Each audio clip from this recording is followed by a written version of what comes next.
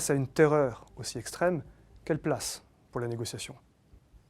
Tout en nous répugne à la perspective de négociation avec ces organisations terroristes.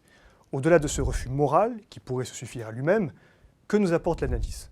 Je dispose de 3 minutes pour vous exposer les 3 conditions que suppose toute négociation, puis les obstacles auxquels elle se heurte lorsqu'il s'agit d'organisations terroristes.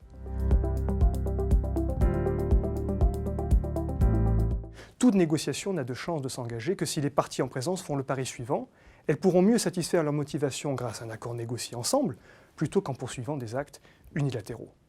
Cette condition n'est pas réunie. Ni Daesh, ni de Boko Haram ne voient l'intérêt de négocier alors que, jusqu'à présent, leur violence sur le terrain leur a permis de conforter leur position et de parvenir à leur fin, générer l'effroi. En sens inverse, la coalition internationale contre Daesh entend l'emporter sur le terrain. Négocier, ce serait avouer que l'on ne pense pas l'emporter, hypothèse rejetée par les 2 camps. C'est un refus stratégique de négocier.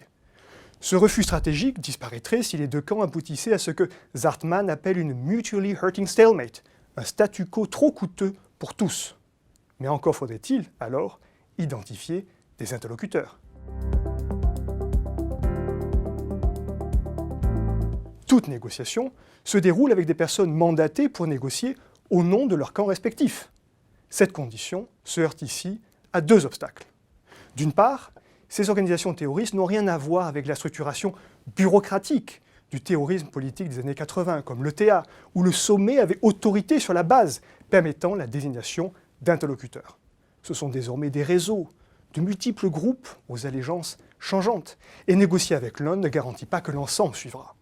Surtout, le simple fait qu'un État négocie avec une entité non étatique accorde à celle-ci un statut, lui confère une respectabilité, change le regard porté sur elle par les opinions publiques. Ainsi, la France a longtemps hésité à négocier avec le FLN. Israël a longtemps hésité à négocier avec l'OLP. Pour que les négociations aient lieu sans générer cette reconnaissance au bénéfice d'un acteur particulier, il faut alors qu'elles se tiennent dans le plus grand secret. Ce fut le cas, par exemple, des accords d'Oslo entre Israéliens et Palestiniens. Alors, des négociations secrètes pourraient-elles s'engager?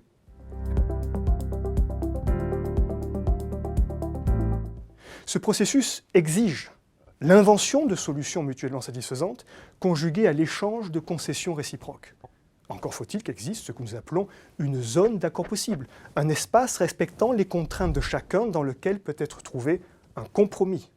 Et dans le cas qui nous intéresse aujourd'hui, cette condition n'est pas non plus vérifiée. À l'échelle individuelle, les frères Kouachi étaient dans une logique suicidaire qui ne laissait aucune place à la négociation. C'est ce que l'on peut nommer un refus suicidaire de négocier. Et il se retrouve au niveau des organisations. Les actions terroristes de Daesh ou d'Al-Qaïda n'ont pas pour finalité l'ouverture de négociations. Elles ne sont pas conçues comme des leviers pour l'obtention de concessions négociées.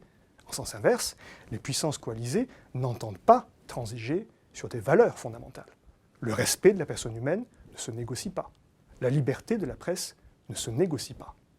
Refus moral des uns, refus suicidaire des autres, refus stratégique de tous, ces obstacles se conjurent pour exclure toute logique de négociation de la lutte contre ce terrorisme de l'extrême.